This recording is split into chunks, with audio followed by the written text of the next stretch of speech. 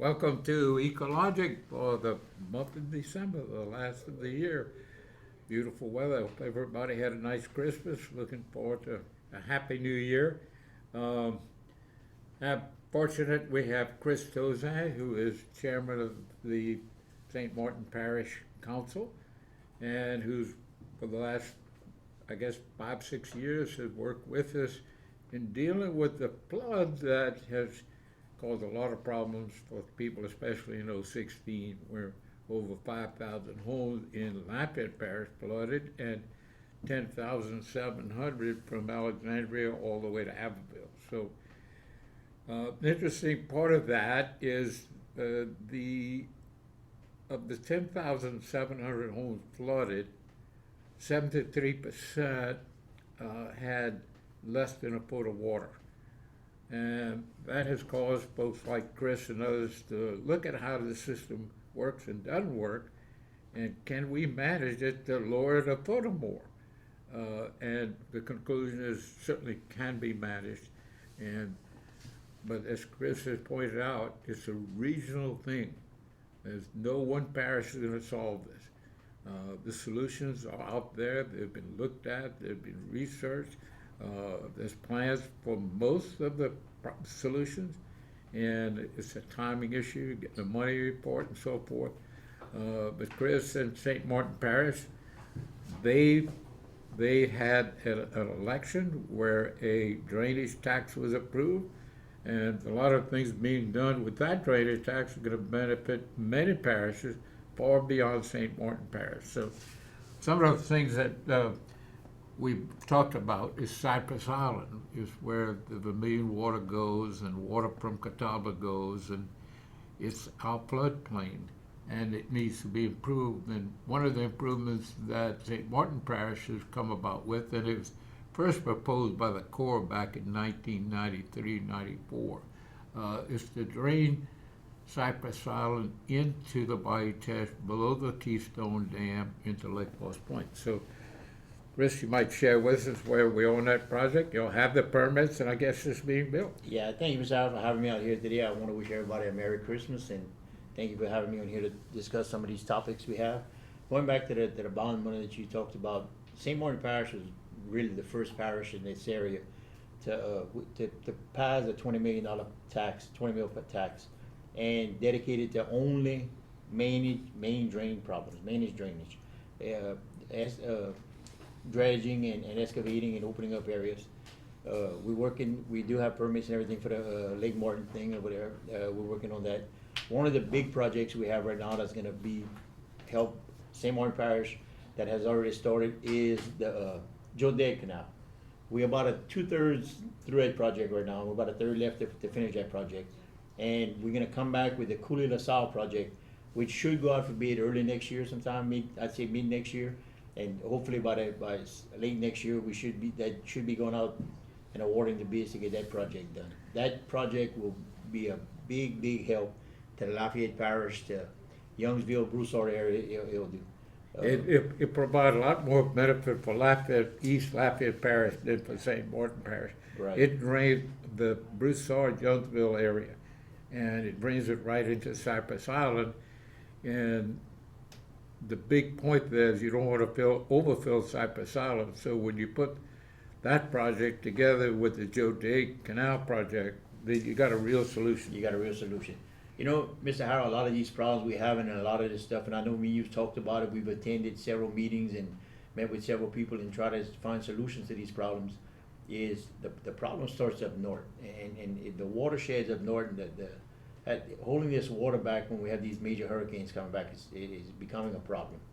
And it's not only for us here in St. Martin Parish, but our neighbors, and we've always had good relationships, and we've always tried to help Lafayette Parish and work with our neighbors and Iberia Parish, and we have a really good relationship between Chester Cedars, our parish president, who does an outstanding job as parish president, and Mr. Larry Richard, the parish president in Iberia Parish.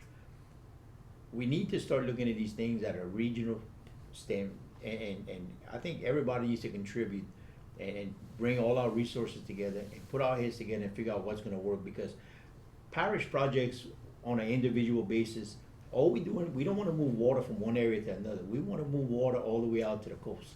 We need to get this water out, we need to, and we need to really focus on a regional plan, and I think with the Acadiana Regional Plan Committee, it's getting that way, but we got a long way left to go, I believe.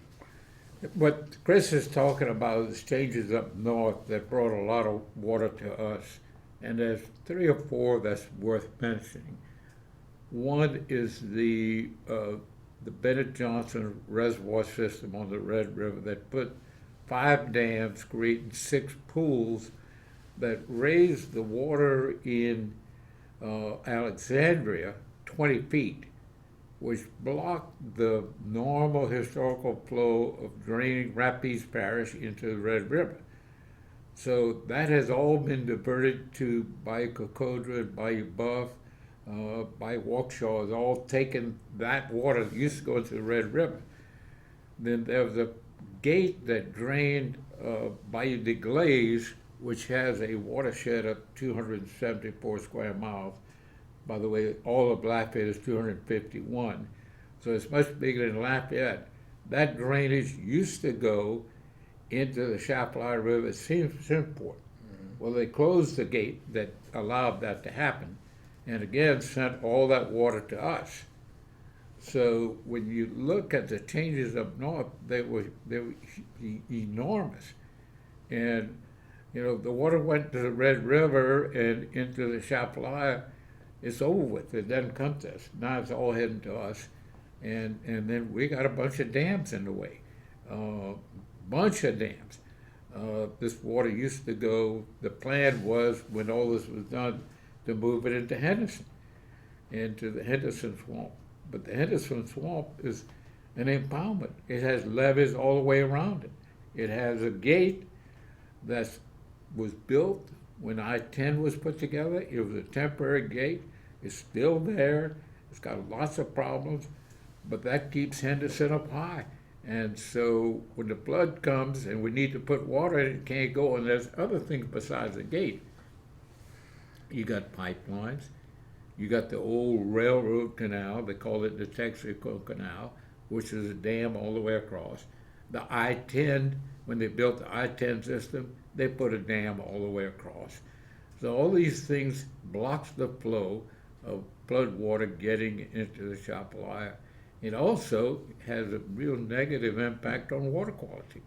You know, at times it's dead water because it's so entrapped and overcome with vegetation that it destroys oxygen and keeps the water bottom fluffy where fish can't lay their eggs. So the solutions we're looking for is going to be an environmental, not only a flood control issue, but enhanced water quality, fisheries, bird life, and everything else.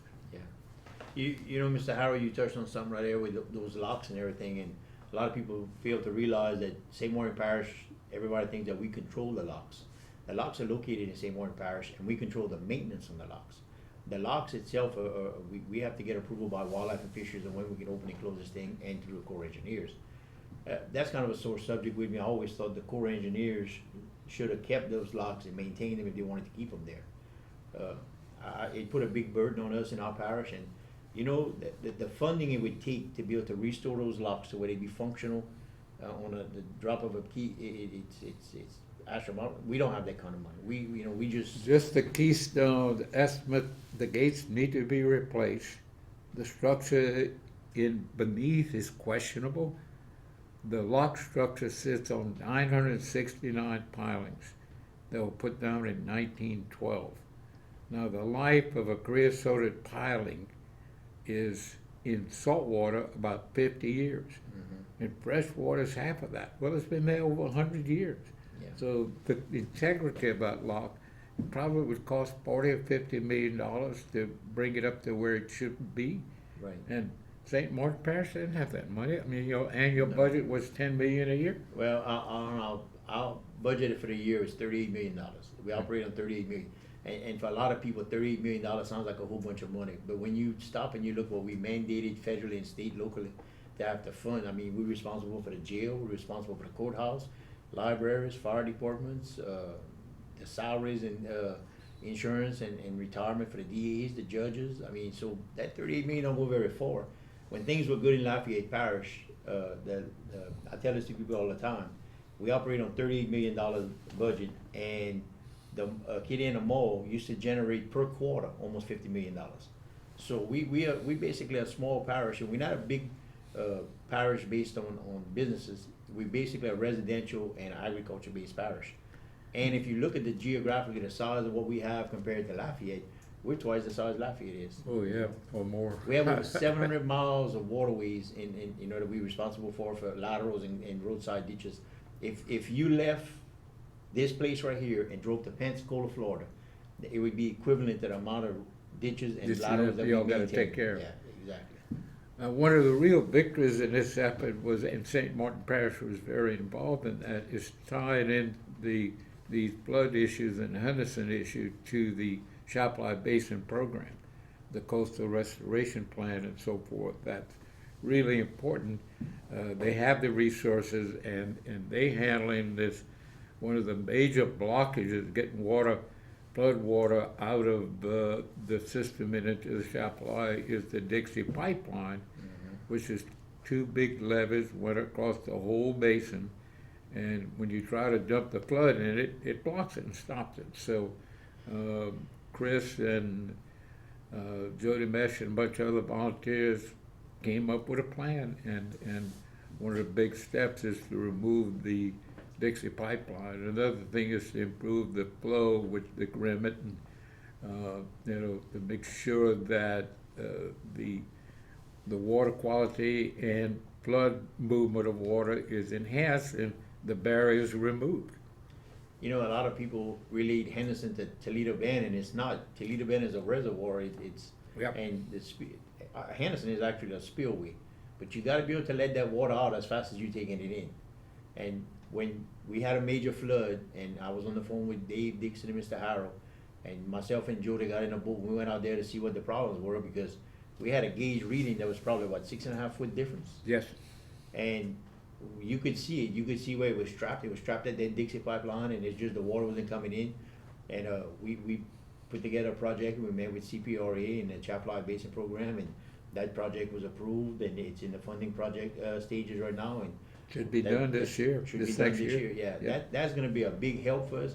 It's going to open up. It's going to move that water in Henderson, but improve water quality improve in water fisheries, quality, and you because- improve water quality, it Yeah. affects ducks and birds and wildlife. Everything is affected by it. Right, and that Henderson Lake at one time was, and it's still good, but at one time it was one of the premier spots in Louisiana to go out there and fish, and you catch beautiful bass and sac-a-lait and catch frogs and everything else you wanted there. And then with the Crawfish was Crawfish was unbelievable. I unreal there. grew up there, so nobody bought crawfish. All you need to get was a little 25-foot minnow seine, and you put one pole on the bank, and somebody in a bathing suit would just make a circle, and you'd have 4 or 5 sacks of crawfish.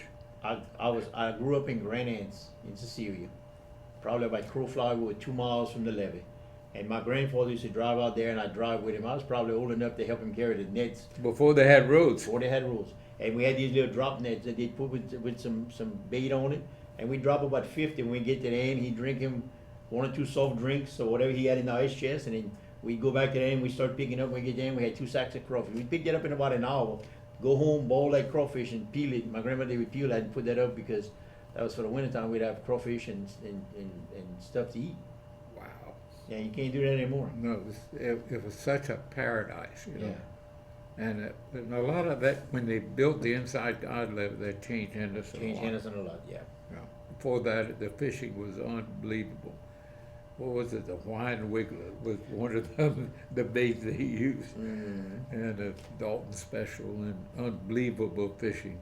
Yeah, Mayor Shervin Collet can tell you stories about those times when he was out there, and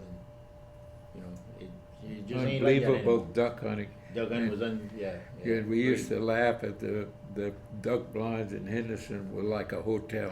It was like a camp, you go there, they have a little stove, and you shoot ducks, and then you start cooking them. Oh yeah. Plenty of times we cook eggs and bacon in the duck blinds in the morning. It was, and you'd hunt all day long. It was unbelievable, Yeah. the paradise that was, you know. But to be able to pass that water on the basin side and to get it back to where we need to be, we need to, the water levels, it all depends on the river, how high the river is. And at certain times, it doesn't always work for us to be able to pass that water through Right. there. If the river's too Yeah, high. the river's too high, we can't. So that's why we have to, the Bayou Ami is pretty important for us to be able to pass water and stuff to be able to get it through, because a lot of people don't realize we got two 500-foot weirs. That's 1,000 foot of weirs. And I've seen it for myself, and I've seen it for more than one occasion already, where we get 4 or 5 foot water coming over those weirs. That's water that we can't control. That's water that's just coming in and everything. And I think if we were able to drive some of those swamps and work with our neighbors up north to get some of that water down to where, use it as a reservoir, it's a natural reservoir that's there. We just gotta take advantage of it. It would sure help St. Martin Parish and, St. Landry Parish. St. Landry deals with the same waters coming through Catawba. No question about Our it. neighbors down south to us, Larry and them, Richard, Mr. Larry Richard, past president in Iberia Parish, and, the St. Mary, and all the way to Morgan City, they deal with this water that's coming here. And until we get it out to Lake Fossey Point and to Lake Dotree, where it can kind of open up, but then when we get it to that point, then we come to another problem with the jaws. The jaws used to be, how big was the jaws, Mr. Harry? You were telling me It earlier. was 40 feet deep and 200 feet wide. How big is it now? Oh, today it's probably dry almost. Yeah. Got a low tide, and you got a little bitty ditch way over on the east side that the crabbers kind of keep open. But I mean, only little outboards can go through. There's no big boat, no crew boat, anything like that could go through. There was kind of a cost analysis put together on what that project would cost, and I think for a couple of $1 million, it looked like that project could have done. $2 million easily would do it, and it would help marsh building. It's important for navigation. Because all those boat builders on the Teche, that's how they go out to the Gulf. They go right through. Drilling barges used to go through it. All the shell barges, when Lake Charles Towing and Dredging, their headquarters was there in Baldwin. So all those tugs and barges went through it all the time. And the point I'm trying to make is we try to pass as much water as we can through the Chapelari Basin and when we can. But at certain times of the year, everything's got to be a perfect case to be able to make that happen. And when it doesn't happen, it's got to come through Bayou Ami. When Bayou Ami fills up and it can't take any more, that water's going to Bayou Teche and it's going to the Bayou Vermilion. That's when we start getting flooding issues and all. I think that one project, I was very fortunate to be asked to sit on the Chapelari Basin Task Force that the governor put together and in the direction of the CPRA. And we were able to accomplish a few things, and that was one of our main goals, was that Jaws, getting that project done. You're on the air. Can we help you? Yes, I'd like to speak to Harold and Chris there, please. Yes, sir. You got us. You're on the air. Go ahead. Hello, Chris, Harold. Yes.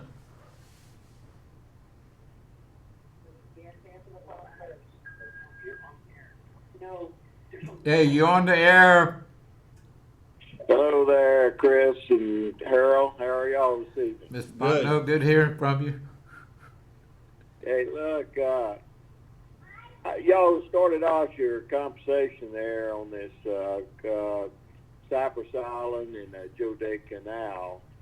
That Joe Day Canal, where the work's being done now, is somewhat north of Cypress Island Swamp, and that drains into it. What I'd like to know is it going to be opened up well enough now to drain on out into the Bayou Teche to where that Cypress Island Swamp would really drain out in that direction as the water floods in from the Lafayette side, from Vermilion River into Cypress Island Swamp? Is that water going to continue out that way? Because so much of it has to come back out now into the Vermilion River. Okay, the present course of the water is about a 55-mile run down to Vermilion Bay. When you let it out into Bayou Teche, it's about a 16-mile trip to Lake Foss Point, which is pretty much the level difference is there's normally about a 10 or 12 foot head between Cypress Island and Lake Foss Point. And so, and it's a short run, and it's got much larger channel capacity. The Tesh is about 18 feet by 200 feet. The Million is 100 by 10. So you got a much bigger channel, much shorter run. So it's going to take it right to Lake Falls Point. So it's going to make an enormous difference in draining, and it'll help a lot. Right now, Cypress Island stays underwater almost all year. This drain will probably help lowering that and help the habitat and environment of that highly stressed swamp, because it's no longer a wetland swamp, it's a lake continuously. So it's going to help flood control, it's going to help wildlife, all the browsing critters, ducks and everything else that needs that wetland system. They can't survive in a lake. There's nothing that a deer can eat in the bottom of a lake. And so the loss of trees that we're experiencing, all of that will improve by the St. Martin Parish project being paid for by the people of St. Martin Parish. But it's going to have benefits far beyond St. Martin Parish. Lafayette's going to have enormous benefits from it. Chris, you might. And Harold, you and Chris both agree that that water that will take out most of that water out of the Cypress Island swamp and pull the Cypress Island swamp down. Yeah, it'll lower the waters. It will, but then that gets back to the point that we were making earlier about the jaws and stuff. Once we get that water to Lake Falls Point, it'll sheet flow because you got such a wide area over there for the water to travel to. But it's kind of like filling up a bathtub. Once you get that bathtub full, it doesn't. When it starts to overflow onto the floor, I mean, you got a lot more area. But you got to open the bottom up, and we got that. But the main concern right here about Cypress Island and keeping the waters level low in Cypress Island is the Jodeg is definitely going to help, no doubt. Coulee LaSalle project is definitely going to help and is going to lower these things. But we need to work as a region and start looking at projects where we can hold that water up north and it can give us a deal. So, because if you can dry up these swamps and hold that water back from the swamps, you're looking at maybe, 24, 36 hours of rainfall that it can accumulate up there that they'll be able to hold before it comes to us. That's right. So Absolutely. that drops, that right there by itself, if we were to do nothing but that would lower the water levels in Cypress Island. I Well, mean, Chris, I'm 100% in agreement with what you guys are saying, though, about you got to have this thing more focused on a regional basis with all of the parishes and all the different entities that are involved here, from the Corps of Engineers and everybody else, has got to all address it as one, rather than these individual situations where this parish addresses it and this parish addresses it. And you never quite get it all accomplished by having different objectives there. And also the money situation, too. You tie it all together, and you have a better chance of pulling some serious money from the state or federal government or wherever to address those situations. So I think you're on the right track. Just keep after it. Thank you. Thank you a lot, Darrell. That's one of the volunteers that's worked with us over the years, and has very important input.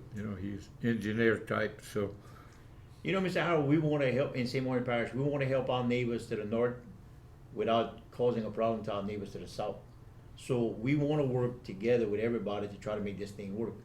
The Cypress Island swamp that we keep calling it a swamp is actually became a community over there, and we have people living there in homes and stuff, and also. We got a major concern because that area in 2016 and after had major flooding there For for a sure. long time. That road was underwater for 30 days. That's right. You're on the air. Can we help you? Yes, I live in Lafayette Parish, and I would first of all like to say that everybody in Lafayette Parish should give a big tip of the hat to St. Martin Parish, because they have taken the lead in solving this problem and in addressing it on a regional, comprehensive, multi-parish basis by we're doing the Jodeg Canal to drain Cypress Island Swamp. And, it's important to remember that the Jodeg goes into the Tesh below the Keystone Dam, so it gets you past that. A couple other things that are of note, and that is that the Cypress Island Swamp isn't the only floodplain for the Tesh-Vermilion watershed. As you were saying earlier, that the Bayou Cocodrie, Bayou Waukesha, and Bayou Buff. If we can divert the water by opening Bayou de Glaze and getting the water from Bayou Catawba into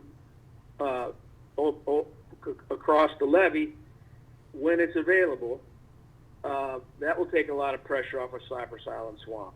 And the other really important thing is, of course, as you guys are saying very eloquently, Bayou Amy is hugely important, because if you can't get the water because of the Atchafalaya is full, you got to drain it that way, and it has to be controlled.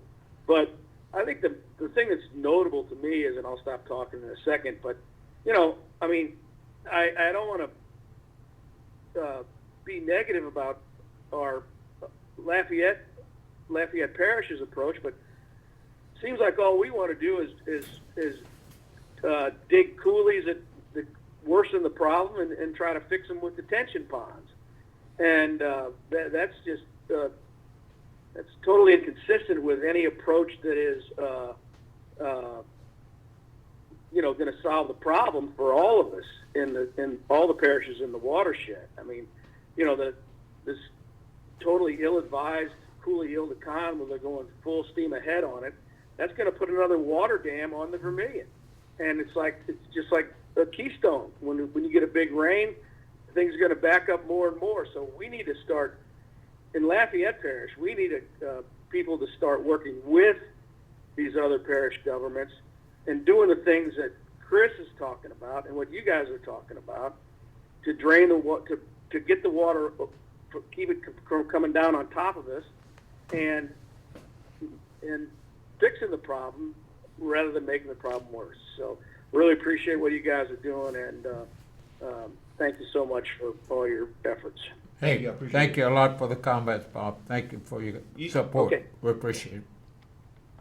Mr. Aaron, he made a good point that, people fail to realize, and we hadn't talked about. That Jodec Canal actually bypasses the Keystone, so it's actually an outlet, direct outlet straight The out. direct outlet, there's Yeah, nothing so- to block it. Right, I mean, so that water, and it kind of helps to relieve some of the pressure on the Teche right there too, because it brings it a little bit further down to where it doesn't have to travel as far, and it and I think it'll help water quality in the Lake Post Point system. yeah. I think the two biggest projects we're doing, and we're doing another project, we talked about the Bayou Army project, we're doing a dredging project in Catahoula. The sum of about $2.8 million when it's all we said and done in that area. Because we And you touch on an important point, with all this out of control flood water is sediment. Right, And the settlement. sediment filled the Jaws, Yeah. it filled Catahoula Lake, it filled the Vermilion Bayou. Right. The problem we had in Catahoula with the lake is we have Bayou Mercer and Bayou Bayror that meets at the same point. Yes. When you cross the bridge, you drop down to 20 foot deep. Yeah, But on yeah. this side of the This bridge, side we is have stopping. we got a sandbar. UL could play football on this thing. It's so big, and the actual path that the water has to travel on is not more than 7 foot wide and maybe 4 or 5 foot deep. So we're gonna restore that thing down to. We're gonna take it down pretty far, and we're gonna open it up and widen it up, and hopefully get the water going through there and all. And that's gonna help to get the water to pass, a little bit quick and all. But again, we really want to pass this water in the Atchafalaya Basin when we can. But the problem is, 9 out of 10 times, most of the time, we can't, because Yeah, when the when the river's river's high, you we can't do just anything. can't do it. Right. So we need to start looking at a regional We- approach that what we can do we- to help. We found out in Barry how important it was to lower the water in these swamps. Because we had the worst. The Atchafalaya was at 20, that's flood stage, So let's see, when right? Barry came. You had a storm surge, a big storm surge, went screaming into Lake Post Point and into the Vermilion. And then we had like 8 or 9 inches of rain in the Lafayette area, but in North St. Landry on Whiteville towards Simsport, Lower Boyles and everything, they got 18 to 22 inches. And they got more rainfall up there than we had than those 16. We had 60. But we had drained, we had turned those Drained the pumps swamps. off. The water at Catawba dropped 2.2 feet, and it dropped almost 3 feet at Washington, which drained, we guessed, probably 150,000 acre swamp been drained 2 feet. So it gave us enormous retention. And as it turned out, the computer models for the USGS and the Weather Service showed that Washington, Louisiana would go to 34, flood stage is 27, and Lafayette would go to 17, flood stage is 10. Well, it went to 12, Yeah. and Washington only went to 28. You're on the air, can we help you? Yes, I have a question about the spoil bank in Cypress Island. I might have missed it, but did you all address? Have y'all talked about that already? Is there plans to deal with that spoil bank? Those plans have been set aside. The UL's computer models show they will be very beneficial, but I think there's a lack of communication between Lafayette and St. Martin, and a lot of the people at Cypress Island and all felt that this would be a real negative, that it would put more water on them, and so Chris can address that. He had to deal with the Cypress Island community, as well as the area on Highway 92 between Broussard and St. Martin, that all flooded too. Right. And that's all St. Martin Parish, and those people were about, I know, the big body shop there in the curve, his right house, off one of of Terrace the Highway, he board. stayed on that water stayed on the road for almost 30 days over there. We had areas of the parish all the way up from Orneville to Cecilia. The Cecilia area got hit really, really bad in the Ali's Bona area, in the Grand Anse area, and Hope and all that. And people, it's not a big footprint like Lafayette, so he didn't get the attention, like the news media and everything about how bad it was. But we had water that stayed over there for, 30 days. 30 days for sure, maybe longer than that on some of these areas and stuff. Cypress Island, I went to Cypress Island when the flood hit in 16, and we had another one came back in, I think it was 18 or 19 right after. And we had 2-story homes that had water up to the second floor in those areas over there. We call it the Cypress Island Swamp area, but basically it's a community now of people that live there. And the Cypress Island community, those people, they want to help the neighbors, but they want to make sure that at the same time, we're not going to do anything that's going to, that put them at risk of more flooding than they're having now. So we've looked at the models and stuff, and Chester's, he takes care of all that. He's on top of this right here, and they're working with Lafayette Parish and other parishes, and not only Lafayette Parish, but we got to work with Iberia Parish, because we don't want to hurt our neighbors down south neither, because we rely on those people as much as we rely on our neighbors from the north. We all want to be good communities and good stewards of our community, but we want to help everybody. But those projects have been looked at, and I think they're still being looked at, and I don't think there's a solid decision made on them. Joe Deck Canal, we feel, is a bigger relief than anything else, and like I said, that's being paid for with St. Martin Parish taxpayer money, with no added funding from anybody else. I mean, that wasn't done as a regional project. That was done as a St. Martin Parish project, and that's going to relieve or have probably, I'd say, just as much of maybe more of an effect on Lafayette Parish than it will our parish. No question about it. Yeah, absolutely. Because it takes the water from Cypress Island, moves it to Lake Foss Point, which is about the same as moving to Vermilion Bay. But from Cypress Island to Lake Foss Point is about 16, 17 miles. And right now that water has to go 55 miles down a much smaller waterway that's all filled with silt, the Vermilion Bay. So this is going to be a big, big difference in how long Cypress Island stays flooded, and that's a tough issue. You keep Cypress Island flooded, you become a lot more vulnerable for the next flood that comes with it still Right. high. And I think that the best approach we have to this right here is two things. We need to slow the water coming down from the north. We need to take advantage of the swamps up north, drain those swamps when we can, get them to where they can hold water as a reservoir to stop the waters from coming on us as quickly as they've been coming. And second of all, the Vermilion River, there was a big push to dredge the Vermilion, and the cost on it, they said, was, the benefit wasn't there. But I really believe, and listen, I'm no engineer, and I don't claim to be one, but just common sense and all, if you stop and you ask a cane farmer, he knows how to drain everything. But if you were to take those jaws that are plugged up that we keep talking about at the bottom, because once that water gets to Lake Foss Point, it's got to go through the gotta go jaws to out, get out. yep. If you open up that area and you allow that water to flow, you would actually lower the levels in the Vermilion. And I'm not, like I said, I'm not claiming to know what I'm talking about. I really believe this to be true. If you could drain in that water and get it out right there, right now what you're doing is you're pushing that water back up to Vermilion Bay. So All the the water way that on we, the intercoastal is carrying all that water, and it's too small to handle it. But it's causing a hydro dam that, according to the cane farmers, it's even blocking the tidal exchange. So when the big rain comes, it's flooding their fields because the tide can't go out. There's so much water coming down the intercoastal, both from the Lake Falls Point system and the Wax Lake outlet. You're redirecting the water back to Vermilion Bay to where you put more pressure on the Vermilion than everywhere else. You are, absolutely. Yep, no question about Simple it. solution. Yep. So anyway, that's one of the things we didn't touch on is the proposal that was put together by the Dredge Vermilion Group is to put a channel diversion device probably at two places on Coulee and Coulee-Ile-de-Con.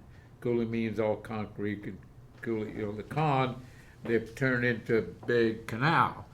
And it's an enormous watershed. It gets water from St. Landry, from Acadia, Lafayette, and Vermilion. And it comes out at a real high rate.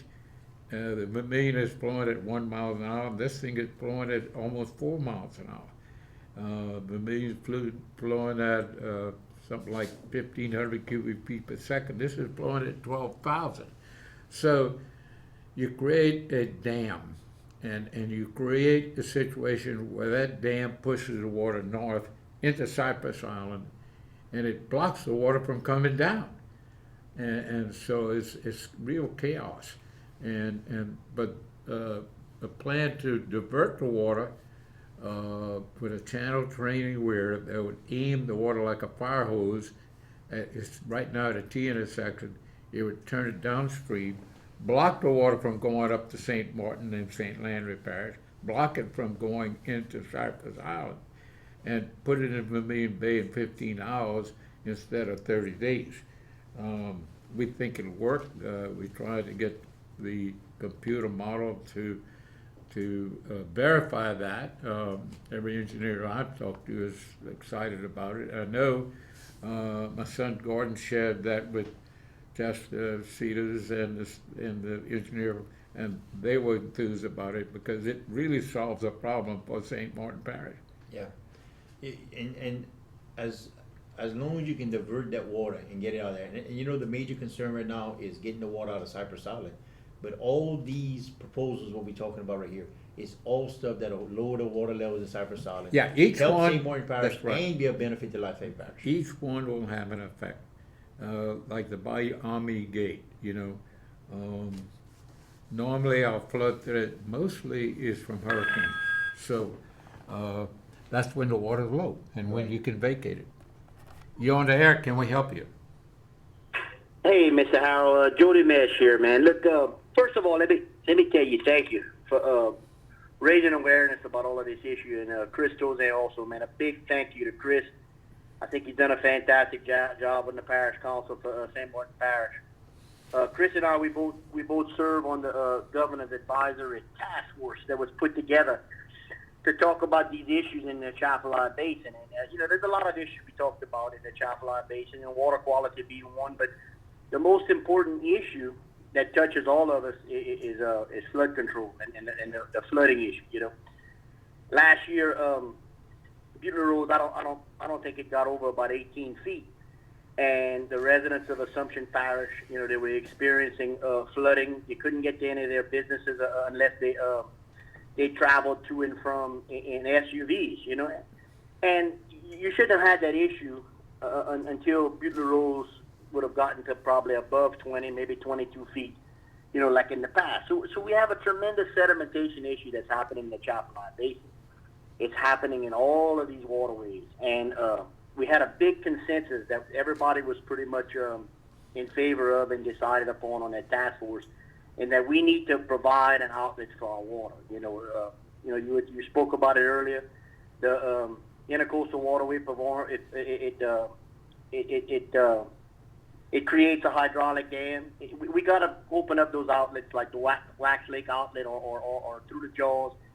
Provide some outlets for that water to get out into the bay, and then we can get rid of that water more efficient than what we can now, because the basin bottom is rising. The historical Atchafalaya Basin is was unbelievably deeper than what it is now. That bottom has elevated so much, and I think we need to put gauging systems in place in all of our watersheds and all of the parishes along and adjacent to the Chapala Basin, comparable to what we rely upon in all of the river gauge readings all the way to the northern parts of the country.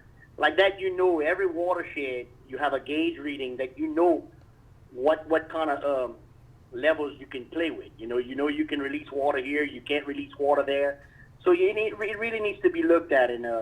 But I think we've all decided that the main thing we need to do is open up these outlets to let this water get out when we have to deal with all of these high water levels. Yeah, and you being on the Chapala Levee Board, you have an insight that a lot of folks don't have, that the levee boards have been really helpful. Warren Bird with the RAB Levee Board, the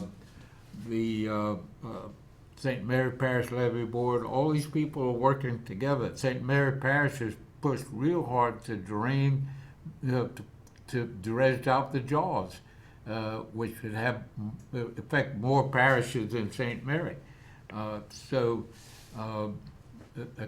compliments to people who are both pulling together in regional solutions. Levee boards are a big part of it.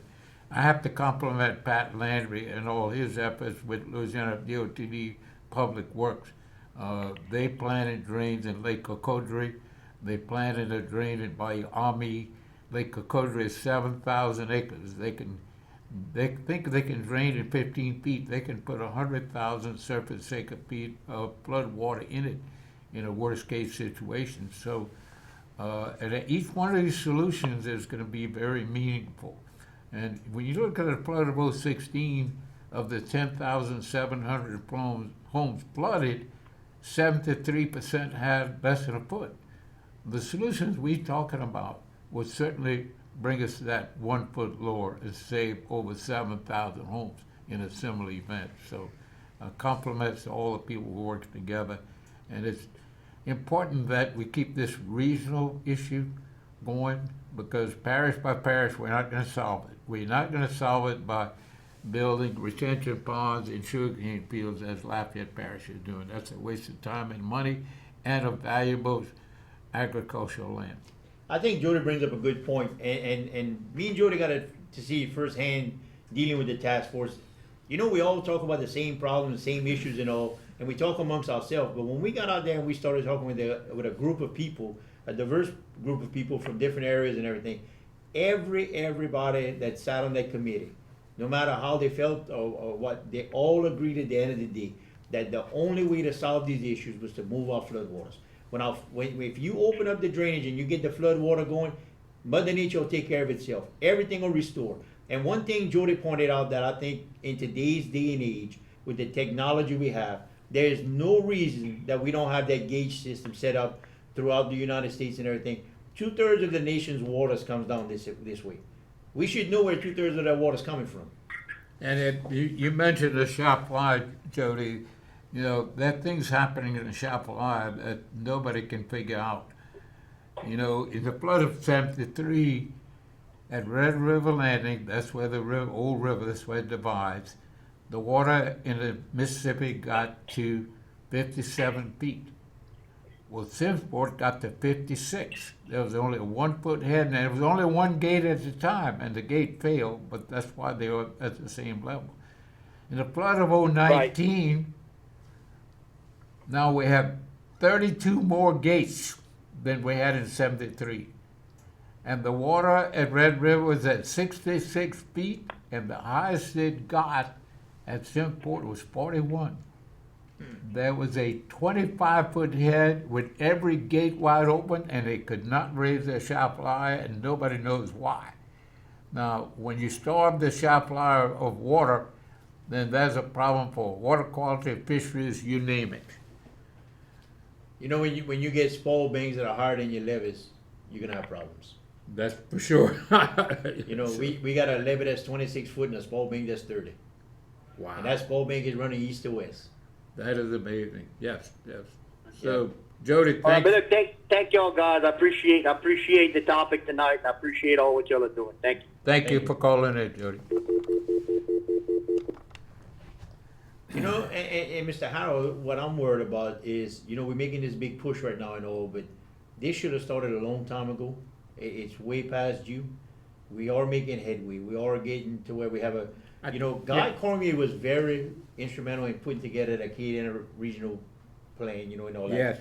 And I want to thank God for doing that because he really took the initiative to come after the 2016 floods and put Pull this it thing all together together. and get it all Right. together. Yeah. We just need to take it a step further, and we need to, you know, we need federal money, we need state money, we need local money, but we need to pull our money together and see what's best. Just because the bulk of the money might be in the biggest parish, it might be the small parish that might need the most help. That's right. Absolutely. We need to go where the problems at. You on the air? Can we help? Yes, can you touch on the role of the test for million district in this regional flooding issue, please? Thank you. All right, the test per million is, its principal purpose is to provide fresh water for agriculture, municipalities, and commerce. And that's essentially what it does. It's not in the flood control business, although they do control a bunch of gates that have a big impact. They have a gate on Vermilion and Orneville, although they have no control of that one. It's just a weir. But they have a control over the Keystone Lock. They have a control over the Laurelville Gate on the Laurelville Canal.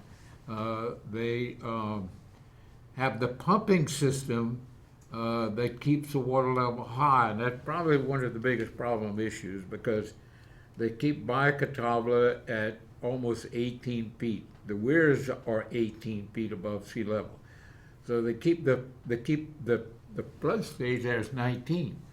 So they keep it like a foot from flood stage. So when the flood comes, it can only go right over the top of these 1,000-foot of weirs, right to Chris's Parish, right down to Lake Foss Point, where it's all closed at the bottom. But there's no control, and that flood also keeps the swamps, the Buff Kokoda swamp. You drive through on I-49. It's the Darbon swamps, the Waukesha swamps, and what's the other big Thistlethwaite Just a swamp. swamp. Those swamps are enormous wetlands that are flooded all the time. Now, we know that because there have been legal cases where property owners losing all their trees, dying, and they can't plant new trees because it's underwater all the time. It's not a wetland anymore, it's a lake. Loss of trees is terrible for air quality, for birds, for the whole system. So the whole concept of bringing water to Vermilion Parish rice farmers is somewhat questionable in my mind for a lot of reasons. One is the Vermilion Parish doesn't raise much rice anymore. They've pretty much converted to sugarcane. So the needs have changed. The world has changed. The fact that the watershed with the Bennett Johnson Reservoir, with the closure by the Glade Gate, puts so much more water down towards us that probably the need for pumping is very limited if we'd ever need to pump. If we get proper gates in Lake Cocodrie and some of these other lakes, we can provide the same amount of water without pumps into the test per million system to keep this naturally. I mean, you got Lake Cocodrie is at 65-foot elevation, and Washington, Louisiana is probably at around 18. And that's only about a 30-mile stretch, so that water will scream down in that direction. You won't have to pump it. And so taking advantage of what's already exists is super important. I think the test per million, they operate according to a rule manual put together initially in 1966. I think the last upgrade was 1989, and it fails to take into account a lot of changes in the system and the fact that some of the things done could be a major issue in higher water levels during flood stage. But Intention Million was created for fresh water, not the flood fight, but I can tell you, we've called him down on them many a times for assistance and help on dropping those water levels, and when he could, he did. And, Mr. Harold's right, it's time to upgrade Yep. and to get their manual back, because they have even though they operate this structure, they have to get okay from the Corps of Engineers and from Mississippi, Mississippi River Commission, yeah, yeah. So they fall under that guidance, so, and from 1987 to now, listen, we live in a whole different world from what we lived in just 10 years ago. So a lot of things just get pushed to the side and the can gets kicked down the road. They need to revise their thing and all, I feel there's a whole lot of water in the Catawba. I think most of us do.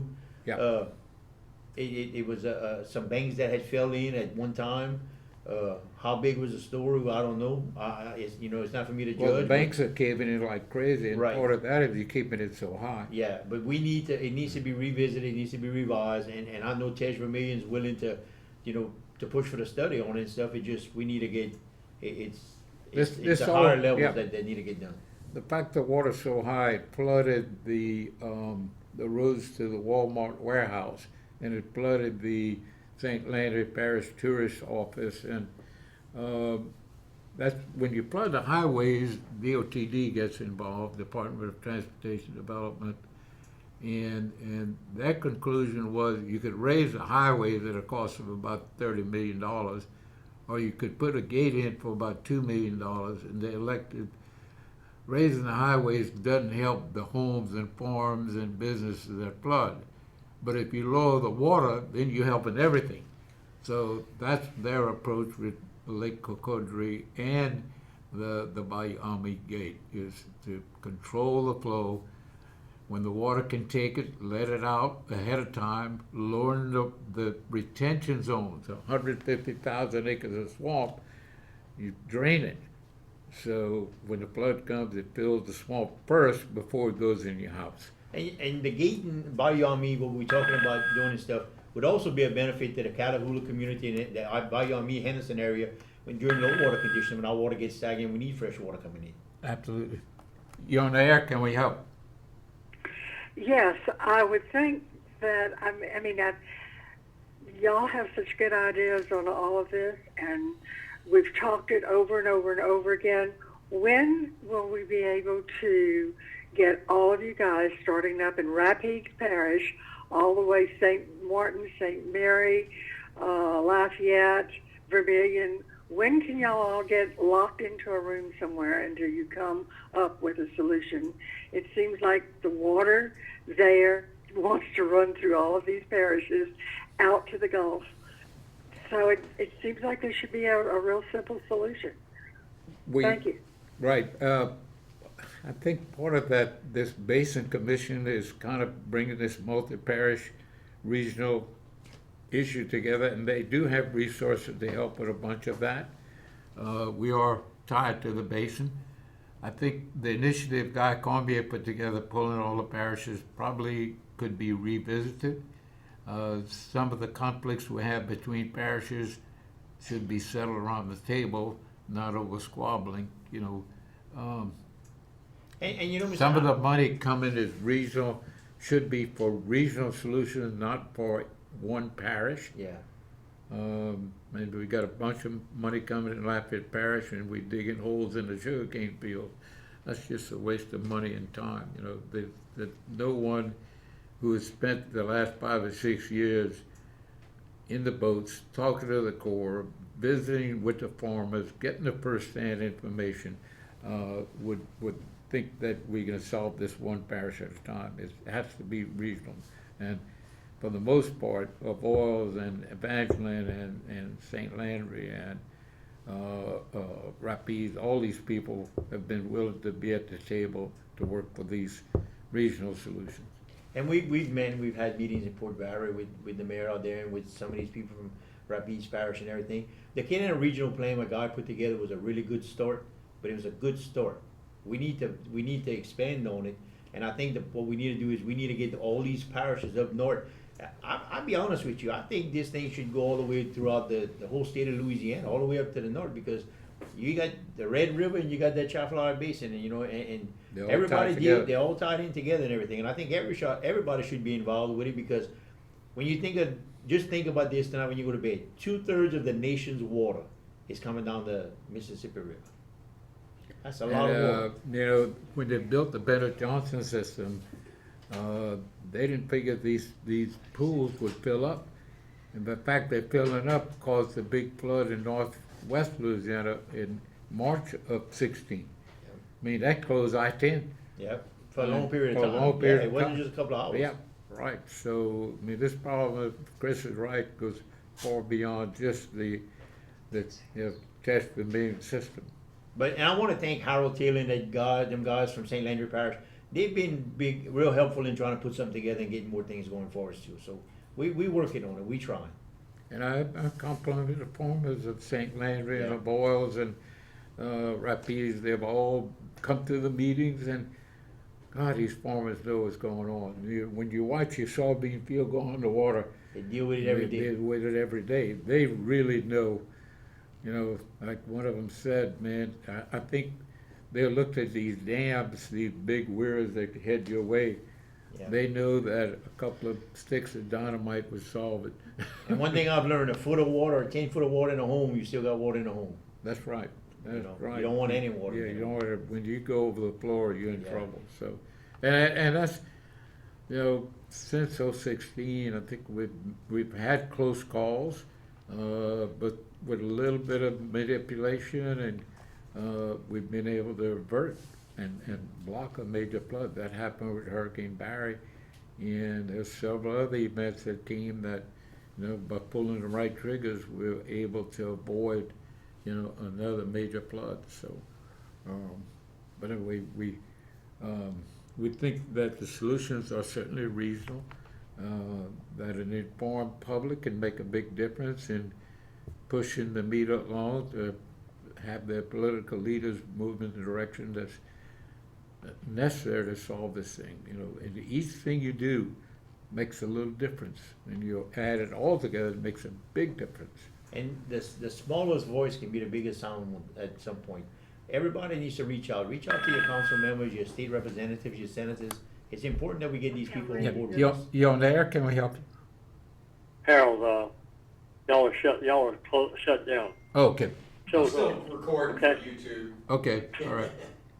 Yeah, good show, Harold. Okay, thank you. Thank you all so much for calling in, Roger. Okay, bye-bye.